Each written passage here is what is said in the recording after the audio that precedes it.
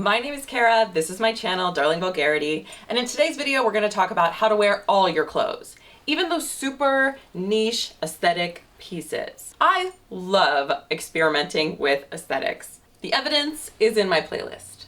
But not every occasion calls for a head-to-toe coquette or goth or preppy outfit. So you might find the perfect piece for one of those really specific looks. And when you have a chance to wear that look, it is great. But most days, I find those pieces just sit in my closet collecting dust. So in today's video, I'm gonna try to change that. We're gonna play with ways to incorporate those statement pieces into outfits that are a little more wearable and everyday. I'm really hoping this video is gonna feel like a breath of fresh air to your wardrobe so that you can avoid buying something new, shop your own closet, and hopefully get a little more return on investment for those really fun pieces that you feel like you don't have the occasion to wear. I recently came across an outfit formula from a stylist named Fee Zeelenberg. She's at fee.fits on Instagram, and I'm obsessed with it. Usually I kind of ignore those marketing schemes that try to tell you what your style is and define it and kind of put you in that box forever, because obviously I like to play around with what I wear. But this formula works for any style. It is class, edge, ease. So class is going to be your staple pieces. A tailored blazer or trench coat, a pair of ballerina flats or a classic pump, or your Levi's 501s. These are the pieces that never go out of style.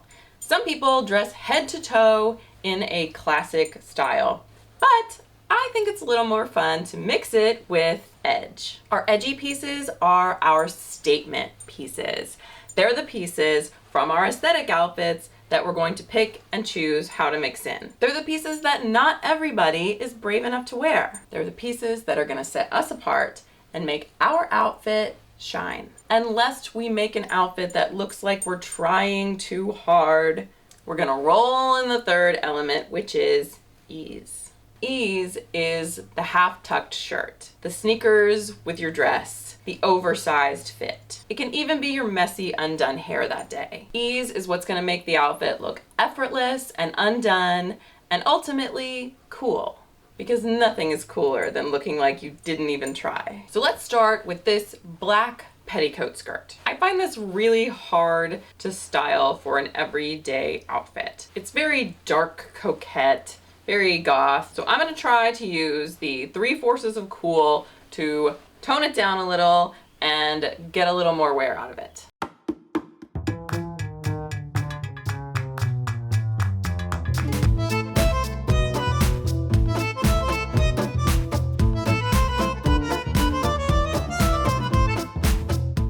I kind of think it worked. The petticoat is my edge piece. The t-shirt, half tucked, is my ease. And the class pieces are the blazer, the ballerina flats, and the messenger bag. Honestly, I would wear this to work. I would wear it a lot of places. I think it kind of took the costuminess out of the petticoat, which is probably why I hadn't been wearing it so much. I think the 3 forces is successful. Let's try it with another statement piece. Another thing, I always get hung up on trying to style in anything other than a very, aesthetic outfit are corsets. Love the way they look. Not always super comfortable wearing them in an everyday situation. So I'm gonna build an outfit around this black corset. This is one of my last corsets right now. I've lost a little bit of weight and I've had to get rid of all my really pretty floral silky ones. So I don't have many corsets at the moment, an issue I plan to rectify in the very near future. But just know that this formula is going to work for any corset you have, no matter how subtle or loud it is. So we're gonna start out with a plain button-up Oxford shirt.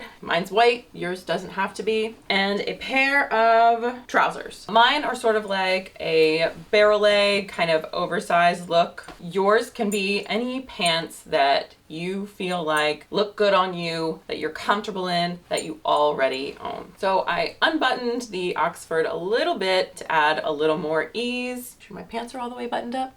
and I tucked the corset into the trousers because I feel like it looks a little less like the edge piece the corset is taking over the outfit. I'm also loving all of the lines that this is creating, the pleats in the trouser against the dip in the corset top. I'm pretty happy with this one. This is a fun one. I'm almost getting like Vivienne Westwood vibes.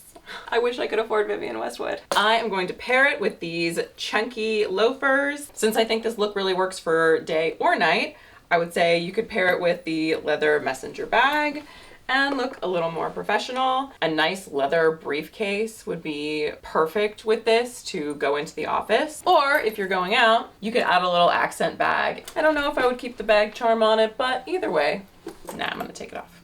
Yes. Yes, that's much better.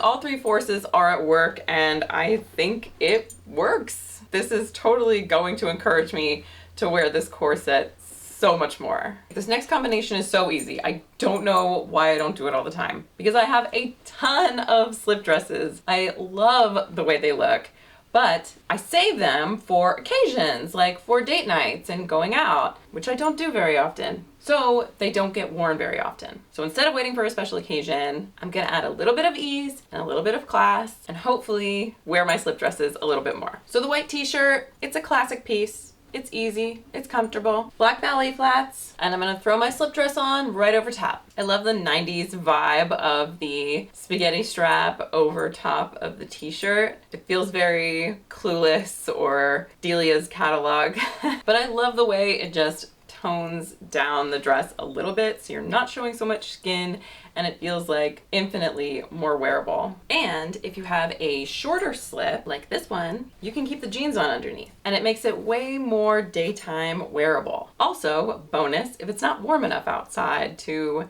run around in a slip dress with nothing underneath. Some people call leopard print a neutral. Those are the bravest people in the world. I think leopard print in an everyday scenario is kind of hard to pull off. It is definitely an edge piece. You're definitely going to draw some attention to yourself. So this next outfit is going to use the three forces of cool to style a cropped leopard print top from Vixen. A top that I love, but a top that I think is pretty hard to style outside of a 50s bad girl head to toe aesthetic look. These pants are high waist, so I can spare everyone my 41-year-old midriff. They're also a tailored trouser, which adds some class. They're also beige, which not only has the benefit of matching the leopard print, but it really does tone it down a little bit. I've also been trying to buy more comfortable shoes that I'll wear more often. I have a pair of black loafers and a pair of black ballerina flats, and I wear them both constantly with everything. And I thought, I'm gonna buy a cute sneaker that I can wear with things too. And you wouldn't think a leopard print sneaker would go with much, but I've worn these a ton, and obviously they're gonna go with my leopard print crop top. They're also gonna add a little bit of ease to the outfit. So we've got edge, class, and ease, and I love this and I am totally gonna wear this outfit. I'm so glad I found something to style this top with that feels a little more modern and a little more low-key. And the breakdown doesn't have to be perfect. Sometimes your pieces will toe the line between different forces. For this outfit, I'm wearing a graphic tee that kind of toes the line between ease and edge. The blazer is definitely a class piece. The pleated trouser shorts could be considered class or they could be considered ease. And I have it all paired with my edge piece. These are the Unif Hellraisers. I love these shoes. They are so insanely goth. They are incredibly sharp and thus have a very stay the fuck away from me vibe. And I think pairing them with this basic J. Crew blazer just makes for this awesome juxtaposition and it makes the outfit super wearable.